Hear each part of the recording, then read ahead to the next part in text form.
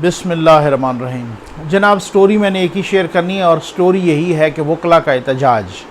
वैसे तो ये एहतजाज पूरे पाकिस्तान में था, सिंध, बलूचिस्तान, खैबर पख्तूनख्वा, पंजाब, हर जगह पे।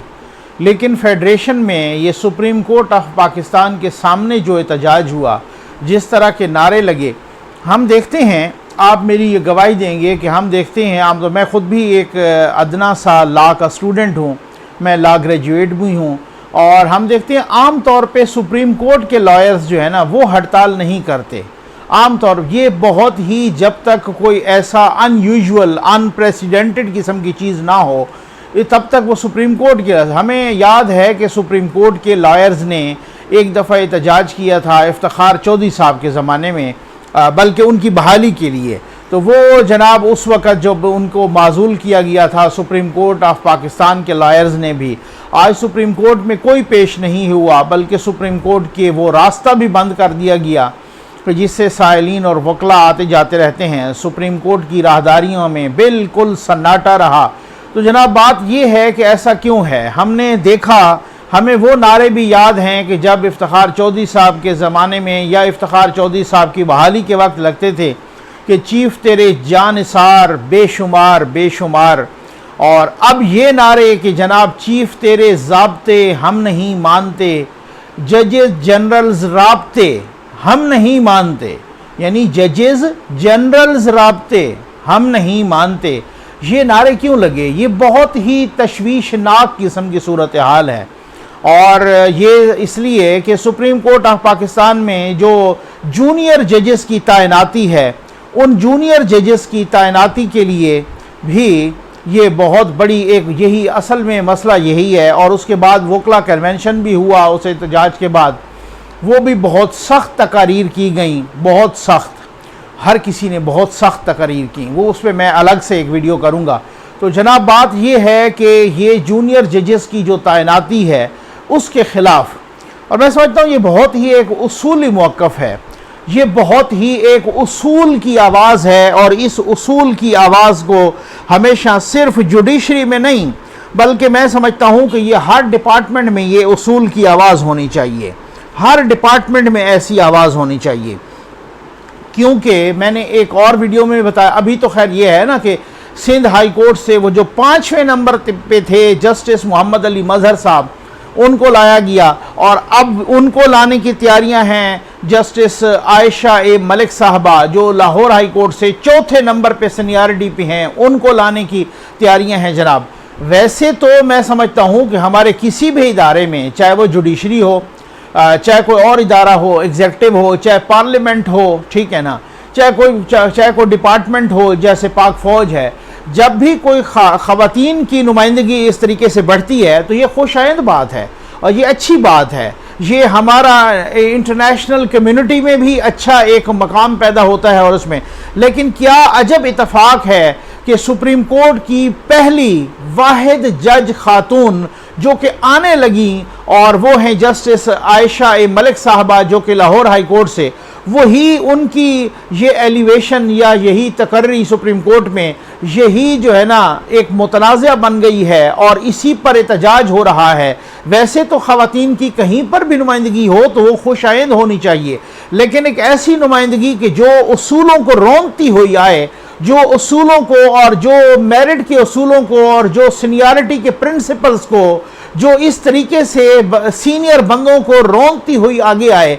फिर उसमें। लेकिन मैं हैरान हूँ, माशाअल्लाह क्या बात है, क्या आप क्या कहेंगे कि जनाब चीफ जस्टिस, हम वो देख रहे थे कुछ अर्सा पहले कि चीफ जस्टिस हाई कोर्ट ने भी ये कह दिया कि जी मुझे कोई एतराज़ नहीं है। आप यानी यूँ समझ लें कि मैं कहता हूँ कि मुबैना तौर पे ये ताबेदारी सिर्फ सियासतदानों में नहीं है, ये बहुत सारी और जगहों पर है। अब मामला क्या है, ये मुबैना तौर पर मामला क्या है कि वकला कह रहे हैं कि जी बात ये है कि नकवी साहब, हमने बहुत सारों से बात की मैंने, तो वो कह रहे हैं कि नकवी साहब बात ये है कि बहुत सारे, जब से ये जस्टिस काजी फ़ायज़ ईसा साहब वाला फ़ैसला आया है, तब से बहुत सारी पावरफुल कुव्वतों को, पावरफुल सर्कल्स को, कंट्रोल टावर्स को ये पता चल गया है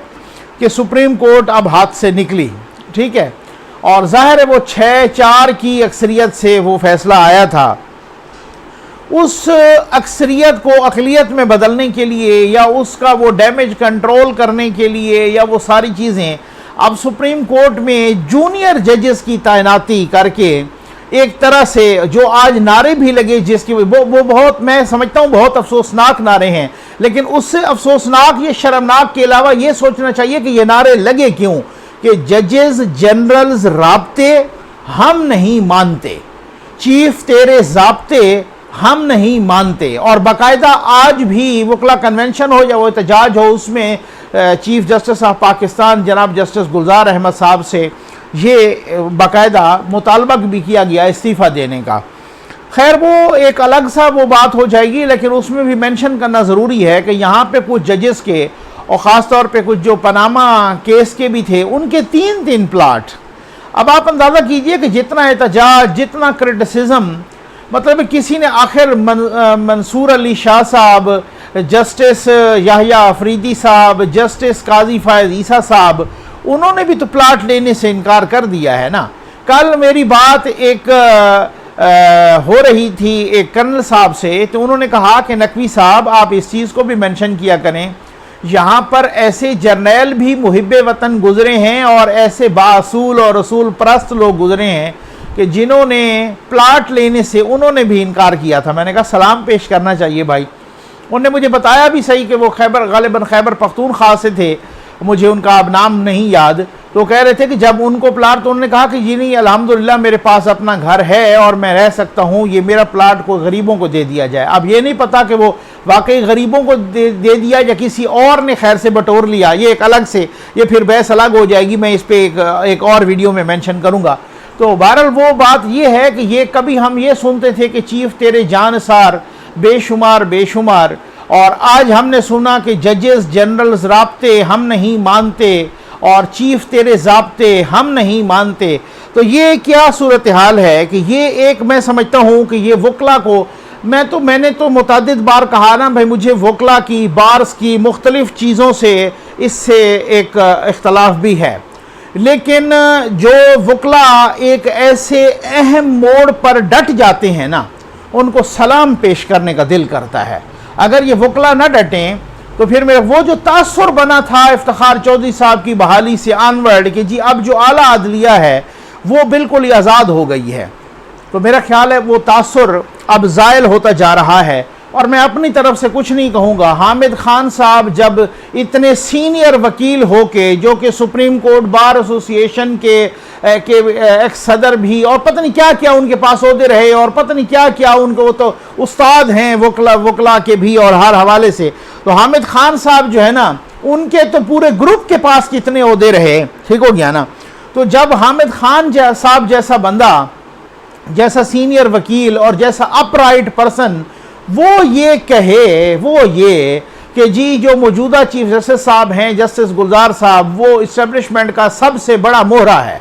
तो फिर उसके बाद कोई गुंजाइश तो मेरे ख्याल नहीं रह जाती। जब सुप्रीम कोर्ट बार एसोसिएशन के सदर लाला लतीफ़ अफरीदी साहब बहुत कुछ कह दें तो फिर तो उसके बाद मेरा ख्याल है कोई गुंजाइश नहीं रह जाती। जब Sindh high court bar association के जवान सदर, जवां खून, जो बहुत ही बासूल बातें करें और बताएं, वो तो फिर मेरा ख्याल है फिर गुंजाइश क्यों नहीं। अब मसला क्या है, वो कह रहे हैं कि जी इस तरीके से कि कंट्रोल टावर के मुबैना तौर पर मंजूर नज़र जजेस को ये लाने की कोशिश कर रहे हैं, क्योंकि जाहिर है अगर आप एक हाई कोर्ट के चीफ जस्टिस को इग्नोर करके उसकी जगह पहला, दूसरा, तीसरा, चौथा, 5वें नंबर वाला जज, मैं कभी नहीं कह रहा कि उनकी कोई कम से कम हमें कोई क्रेडिबिलिटी पर या हमें कोई उनकी क्वालिफिकेशन पर या उनके इस तरीके से कोई शक है, नहीं। जो उसूल है, जो सीनियरिटी का प्रिंसिपल है, अच्छा ये प्रिंसिपल में ये नहीं कहता कि जजेस में, ये ब्यूरोक्रेसी में भी इसी तरह से होना चाहिए। ब्यूरोक्रेसी में भी धज्जियां उड़ी हैं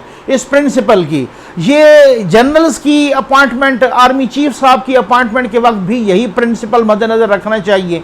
क्योंकि बाद औक़ात ऐसा होता है ना, बहुत सारी चीज़ें आपकी, ये मैं कहता हूँ कि मैं बताता हूँ कि वकला को खदशा क्या है। वकला को बहुत सारा खदशा है जनाब, उनको है कि अभी और जजेस बहुत सारे आने हैं और ये अभी 6 महीने के अंदर अंदर ये सारे आने हैं। 2022 में वो बहुत सारे जजेस जो है ना रिटायर हो रहे हैं। तो उन्होंने कहा कि अगर इस रविश को ना रोका गया तो ये तो फिर सारा सुप्रीम कोर्ट ये वकला की ज़बानी में ज़राए से मैं इंतहाई जिम्मेदारी के साथ, तो वो कह रहे हैं कि अगर ये ना रोका गया तो यहां तो मुबैना तौर पे सारे कंट्रोल टावर के बंदे बैठे होंगे, ये वो कह रहे थे। तो अब उसमें मतलब वो ये बता रहे हैं कि भाई 2022 में जो जजेस रिटायर हो रहे हैं, वो एक chief justice supreme court justice Gulzar Ahmed साहब वो 1 फरवरी को हो रहे हैं, जस्टिस काजी मोहम्मद अमीन साहब वो 25 मार्च को हो रहे हैं, जस्टिस मकबूल बाकर साहब वो 4 अप्रैल को हो रहे हैं, जस्टिस मजहर आलम मंदो मियाँ खेल साहब वो 13 जुलाई को हो रहे हैं, जस्टिस सजाद अली शाह साहब वो जो है ना 13 अगस्त 2022 को रिटायर हो रहे हैं। तो बात ये है कि जो बहुत सारे जजेस जो रिटायर हो रहे हैं वो कह रहे हैं कि अब ये जो सारे रिटायर हों और हम बिल्कुल ये एहतजाज न करें और वो सीनियरिटी के प्रिंसिपल्स पैरों तले रौंदे जाते रहें, क्योंकि इनके लिए इस सारी चीज़ों के लिए ना अदलिया की आज़ादी के लिए ये भाई मेरे ये जो बार ने जो कुर्बानियाँ दी हैं वो सब के बच्चा बच्चा गवाह है। ये बार ने जो वकला ने कुर्बानियाँ दी, आज तो माशाअल्लाह सियासी जमातें तो सारी की सारी बड़ी सियानी होती हैं ना, चाहे वो बिलावल साहब बड़े उसूल परस्ती के नारे लगाते हैं, बिलावल साहब बड़े आइन और कानून के नारे लगाते हैं और जनाब वो इंसानी हुकूक के और बड़े नारे लगाते हैं, उनको उस वक़्त वो नारा भूल जाता है कि जब एक सिंध हाई कोर्ट के चीफ जस्टिस को इग्नोर करके जनाब 5वें नंबर वाले जज पे, तो बिलावल साहब ने इस पे एक लफ्ज बोलना भी गवारा नहीं किया, तो उनको पता है कि कौन नाराज हो जाएगा इससे, ठीक हो गया ना। जब इसी तरीका से जस्टिस आयशा ए मलिक साहबा को लाया जाता है तो ना पीपल्स पार्टी ने, ना नून लीग की क़यादत ने, ना किसी ने कोई नहीं बोला, ठीक हो गया ना, इस पे कोई, सिर्फ वकला ने बोला। और वो आमतौर पे सियासी जमातों की पहले भी उस वक्त भी यही था कि ये सियासी जमातें ना बिल्कुल इस तरह से कि जब प्लेट में रख के सामने चीज़ आ जाती है ना फिर ये शामिल हो जाते हैं साथ, ठीक है। और ये चंद लोग इसमें होते हैं वो लोग कि जो नवाज शरीफ साहब हैं, जो मरियम नवाज साहब हैं, जब वो भी इस तरह से फिर उनको भी चुप करा दिया जाता है या उनके साथ भी एक बगावत शुरू हो जाती है। ये मुझे पता है, इस पर मैं फिर बोलूँगा, ये फिर बड़ा अहम मौजू है, इसके ये डेविएट ना हो जाएं। तो बात ये है कि बहुत सारी जमातें जो ये चाह रही होती हैं कि अब प्लेट में मिलके जब देखती हैं ना कि अब तहरीक एक ऐसे मरहले में दाखिल हो गई है कि अब बस उसके रिजल्ट ही, तो हर बंदा अपना क्रेडिट लेने के लिए उस तहरीक के सामने आ जाता है। माशाल्लाह क्या बात है, ठीक हो गया ना। तो अब बात यही है कि वकला की बहुत बड़ी कुर्बानियां हैं भाई। इन्हीं वकला को हमने देखा कितने वकला शहीद हुए उस तहरीक में। इन्हीं वकला को हमने देखा कि ये 12 मई को जब चीफ जस्टिस साबिक चीफ जस्टिस इफ्तिखार चौधरी साहब कराची जा रहे थे, वो एयरपोर्ट से नहीं निकल सके थे, लेकिन ये वकला ने अपनी जान पे खेल के ये तारीख रकम की थी। उस वक़्त जनाब, उस वक़्त जो सियासी जमातों के और ख़ास तौर पे जिन पे इल्ज़ाम है MKM के जिन गुंडों ने जिस तरीके से, जो क्योंकि वो मुशर्रफ साहब थे और मुशर्रफ साहब ने यूं इस्लामाबाद में उस वक़्त कन्वेंशन था और इस्लामाबाद में यूं मुक्के लहरा के कहा था कि आज किस तरह से अवाम ने फिर कराची में अपना मुजाहरा किया है और उन्होंने अब अवाम ने अपना जोश दिखाया है। ये मुशर्रफ साहब का खिताब था बाकायदा जनाब, जो इस्लामाबाद में ये यहाँ पर कॉन्फ्रेंस या इस्लामाबाद में जो जलसा हुआ था। तो अब आप अंदाज़ा कीजिए कि फिर वो अवाम ने, उन्होंने क्या करना था, अवाम तो सारी की सारी वहाँ जो है ना उस वक्त वकला की उस तहरीक के साथ थी। वो जो जिस तरीके से वकला के दांत तोड़े गए थे, जिस तरीक़ा से वकला के सर फटे थे, तो आपको मैं बताऊं कि मैं सलाम पेश करता हूं कि वकला ना तो प्रेशर में आए,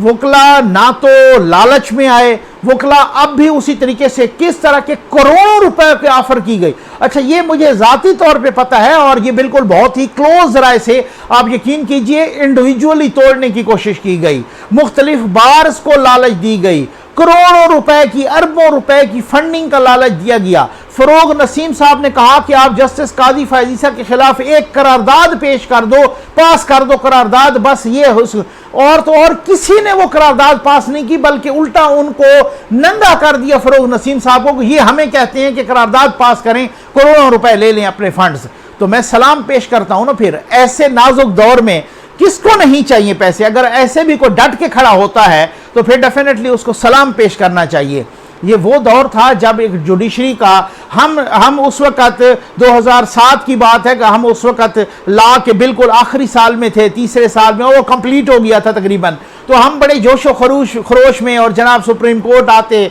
फिर वकला के या पिंडी सुप्रीम कोर्ट पिशावर तक ये हम साथ जाते, और इस तरीके से अपना वहाँ पे जलसे, रैलियाँ, धरने, सारा कुछ। और यहाँ पे सुप्रीम कोर्ट में वो हेयरिंग सुनने के लिए आते थे बड़ी बाकायदगी के साथ। एतजाज़ एहसन साहब, पता नहीं एतजाज़ एहसन साहब आजकल कहाँ गायब हो गए हैं। वो तो बड़ी धरती होगी माँ के जैसी, और वो बड़े नारे लगाया करते थे। आज उनको वो सीनियरिटी के प्रिंसिपल्स जिस तरीके से रौंदे जा रहे हैं, आज एतजाज़ एहसन साहब को नज़र नहीं आता। मेरा ख्याल है आज उनको नज़र नहीं आता कि ये